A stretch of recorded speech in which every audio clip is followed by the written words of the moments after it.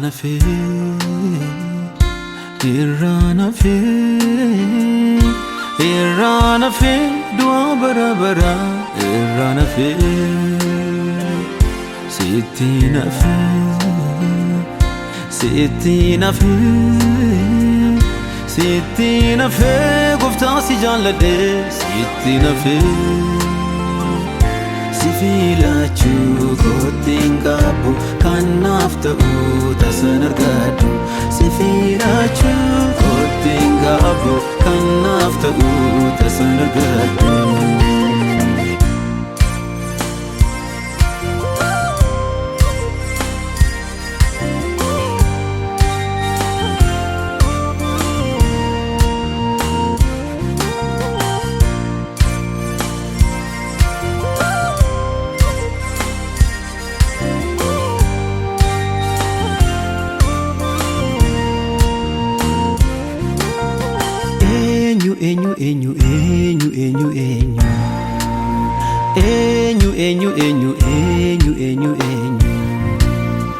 Enyu gondoma adise enyu namaf jiratu enyu sababi male enyu yeronda jallatu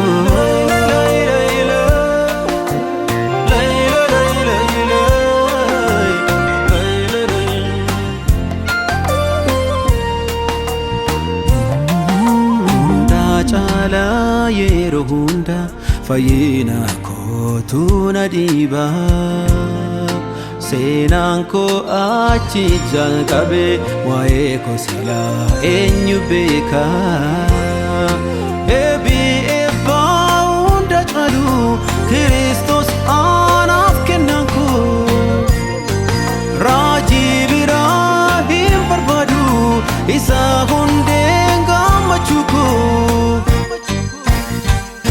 Iranafe, Iranafe, Iranafe, dua bara, Iranafe, Sitinafe, Sitinafe, Sitinafe, gufta si jaalladhe, Sitinafe. Sifilachu kottiin qabu kanaaf ta'u tasan argadhu.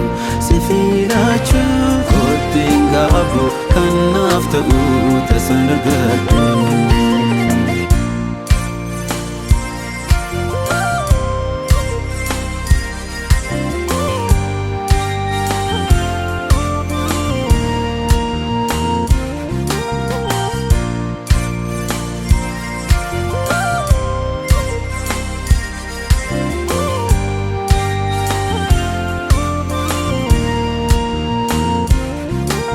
Akkasuma natti sitte gurguddoonotu jirani iji kee inni na laale haa eebbifamu bara barani siinaan oolee salphinarraa gorsi kee ogummaa naaf ta'e toliif gaarummaa koo miti hundumtuu siinaaf tole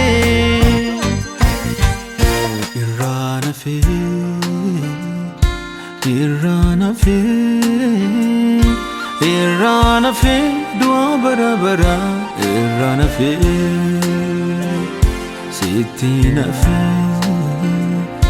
Sitinafe, Sitinafe, gufta si jaalladhe, Sitinafe. Sifilachu kottiin qabu kanaaf ta'u tasan argadhu.